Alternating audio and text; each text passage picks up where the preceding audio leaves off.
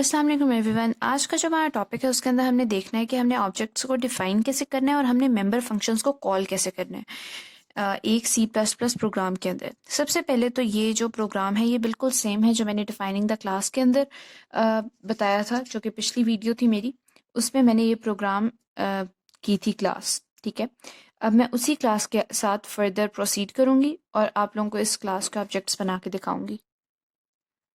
सबसे पहले मैं रिकैप कर दूं इस क्लास के जो यहाँ पे कोड लाइंस हैं उनकी डिटेल। ये पहले तो हमने यूज़ किया कीवर्ड क्लास, उसके बाद हमने लिखा क्लास का नेम। ठीक है, उसके बाद ये जो है बेसिकली हमारे पास एक्सेस क्लासिफायर होता है। लाइक फॉर एग्जांपल अगर ये प्राइवेट है तो इस डेटा मेंबर को सिर्फ यही क्लास यूज़ कर सकती है या इसी क्लास के फंक्शंस इस प्राइवेट डेटा मेंबर को एक्सेस कर सकते हैं।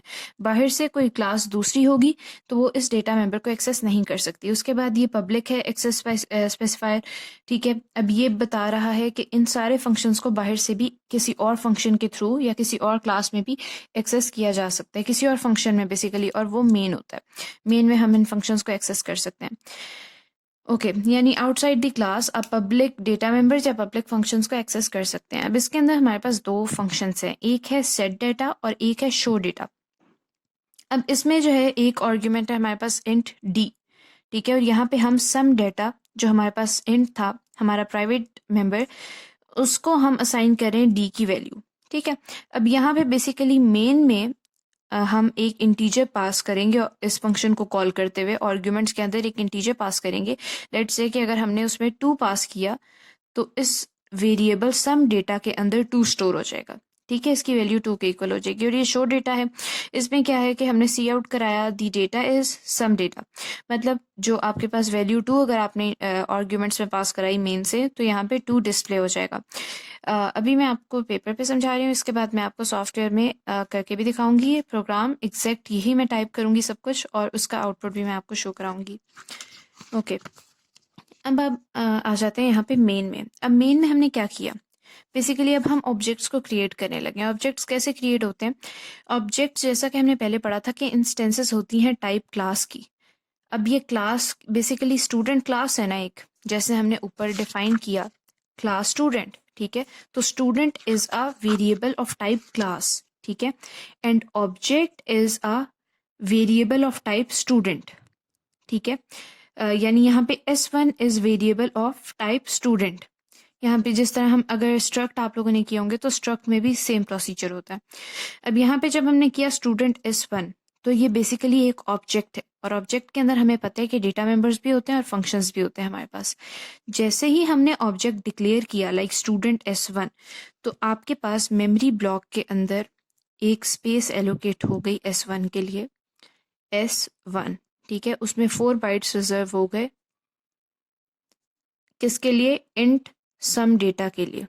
ठीक है, क्योंकि इस क्लास के अंदर एक ही डेटा मेंबर था हमारे पास। ठीक है, और उसकी डेटा टाइप क्या थी? इंट।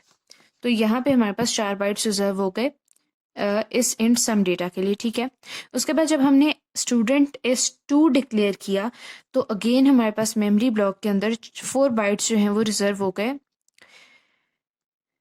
इंट सम डेटा के लिए। ठीक है, लेकिन ये इंट सम डेटा जो है वो S2 से बिलोंग करते हैं और ये वाला S1 से। अब हमने क्या किया, S1 डॉट सेट डेटा। अब ऊपर हम देखते हैं हमारा जो फंक्शन है वॉइड, बेसिकली हमने रिटर्न कुछ नहीं करना तो डेटा टाइप हमने वॉइड रखी। आई होप कि आप लोगों को ये सब चीज़ें पहले से पता होंगी। ओके, यहाँ पे हमारा है फंक्शन का नेम सेट डेटा, इसका जो आर्ग्यूमेंट है वो एक है इंट डी। ठीक है, तो जब हमने इसको मेन में कॉल करना है, सबसे पहले तो फंक्शन को आप किसी रेफरेंस से कॉल कर रहे होते हैं, किसी ऑब्जेक्ट के रेफरेंस से। ठीक है, ये जो ऑब्जेक्ट हमारे पास यहाँ पे इस वक्त दो हैं, S1 और S2।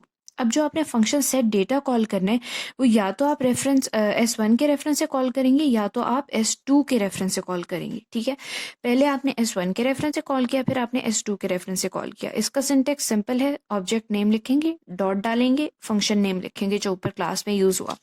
यहाँ पे फंक्शन नेम सेट डेटा, नीचे हमने लिख दिया S1 डॉट सेट डेटा और आगे हमने ब्रैकेट्स डाल दी। अब ब्रैकेट्स के अंदर क्या लिखना है? ब्रैकेट्स के अंदर हमें एक इंटीजर लिखना होगा। ठीक है, बेसिकली ये हमारे पास इंटीजर आर्ग्यूमेंट आया हुआ है ना, तो यहाँ पे हमने लिख दिया लेट्स से 2 और यहाँ पे हमने पास करा दिया जब हमने इस फंक्शन को कॉल किया तो क्या हुआ, ये जो वैल्यू 2 है ये आर्ग्यूमेंट्स में हम पास कर रहे हैं इन डी, तो बेसिकली डी जो है वो 2 के इक्वल है, और यहाँ पे जो सम डेटा है वो 2 के इक्वल हो गया, यानी सम डेटा में 2 स्टोर हो गया, यानी इस जगह पे S1 के ऑब्जेक्ट में जो जगह थी इंटीजर के लिए वहाँ पे हमारे पास 2 स्टोर हो गया, और जब हमने 3 पास किया तो सिमिलरली यहाँ पे हमारे पास 3 स्टोर हो गया। उसके बाद हमने S1 के रेफरेंस से शो डेटा को कॉल किया और S2 के रेफरेंस से शो डेटा को कॉल किया। यहाँ पे हम आर्ग्यूमेंट्स नहीं दे रहे, क्यों नहीं दे रहे, क्योंकि ऊपर हमें पता है कि फंक्शन की जो डेफिनेशन है, फंक्शन की डेफिनेशन बेसिकली कैसे हम डिफाइन करते हैं, हमारे पास डेटा टाइप होती है, उसका नाम होता है और उसके आर्ग्यूमेंट्स होते हैं। इस फंक्शन की डेफिनेशन के अंदर उसके आर्ग्यूमेंट्स नहीं है, तो हमने नीचे कॉल करते वक्त भी उसको कोई आर्ग्यूमेंट नहीं दिया, हमने सिंपली उसको कॉल कर लिया। पहले हमने S1 के रेफरेंस से कॉल किया, और कॉल करें तो देखते हैं हम ऊपर क्या है। फंक्शन की बॉडी में हमने क्या किया हुआ है, सी आउट दी डेटा इज। जब हमने S1 के रेफरेंस से कॉल किया तो टाइप होगा the data is some data. अब ये जो सम डेटा है जब हम S1 के रेफरेंस से कॉल करेंगे तो हमारे पास 2 प्रिंट होगा, S2 के रेफरेंस से पास करेंगे तो 3 प्रिंट होगा। क्यों? क्योंकि जब हमने S1 के सेट डेटा को कॉल किया तो हमने 2 पास किया था, और S2 के सेट डेटा को कॉल किया था तो 3 पास किया था। यहाँ पे कुछ जो है वो इम्पॉर्टेंट पॉइंट्स मैंने लिखे हैं, ये हम देख लेते हैं। The definition of class student does not create any objects and no memory is allocated for the data. Basically ये जो डेफिनेशन हमने, ये बेसिकली हमने क्लास को डिफाइन किया। क्लास को डिफाइन हम कैसे करते हैं, उसका इंटरफेस होता है, ठीक है, लाइक उसके अंदर जो डेटा मेंबर्स हैं वो कौन से हैं, उसके अंदर फंक्शंस कौन से हैं, फिर एक्सेस स्पेसिफायर हैं और वगैरह, ठीक है। ये हमने यहाँ पे क्लास को एंड किया, एक कर्ली ब्रेस एंड पे आई और उसके बाद सेमीकोलन, ये हमारे पास क्लास डिफाइन हो गई है। अब ये जो हमने क्लास डिफाइन की है किसी भी चीज़ के लिए, लाइक फॉर एग्जांपल यहाँ पे एक ही डेटा मेंबर है जो कि है सम डेटा, ठीक है, तो सम डेटा के लिए कोई मेमोरी एलोकेट नहीं हुई। क्लास की डेफिनेशन हमें सिर्फ ये बता रही है कि अगर आप ऑब्जेक्ट क्रिएट करेंगे तो ऑब्जेक्ट के अंदर क्या क्या होगा, ठीक है। अच्छा, जब हमने जैसे ही ऑब्जेक्ट क्रिएट किया तो हमारे पास मेमोरी एलोकेट हो गई S1 के लिए। अगर हम यहाँ पे S3 करेंगे तो यहाँ पे एक और मेमोरी ब्लॉक होगा S3 के लिए। Okay, second point, it only shows how the object will look like when it is created. ये जो क्लास डेफिनेशन है सिर्फ आपको ये बता रही है कि ऑब्जेक्ट आपका जब क्रिएट होगा तो क्या क्या होगा ऑब्जेक्ट के अंदर, ठीक है।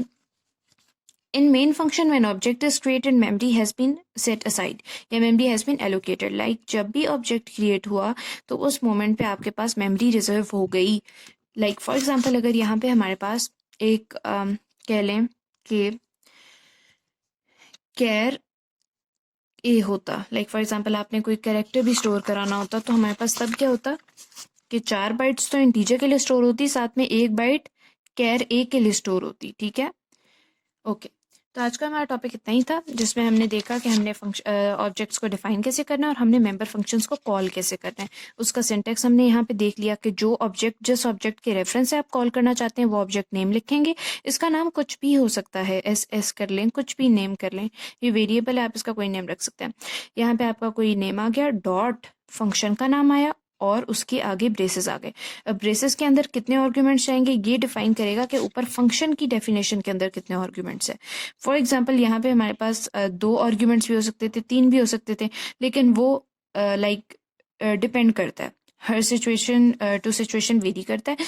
यहाँ पे हमारे पास एक डेटा मेंबर था सम डेटा, हमने यहाँ पे एक आर्ग्यूमेंट पास किया और सम डेटा के अंदर वो वैल्यू स्टोर करा दी। तो आज का हमारा टॉपिक इतना ही था। आई होप कि आप लोगों को वीडियो अच्छी लगी होगी। अगर अच्छी लगी तो इसको लाइक करें और चैनल को सब्सक्राइब करें। Thank you.